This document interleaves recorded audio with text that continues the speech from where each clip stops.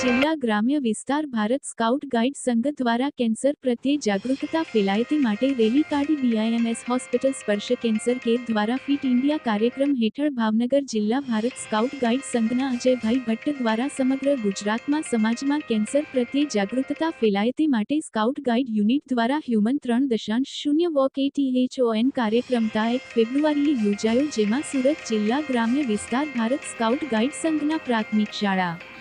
અનાવલ પ્રાથમિક શાળા, પૂના પ્રાથમિક શાળા, ડુંગરી અસ્થાન કન્યા વિદ્યાલય,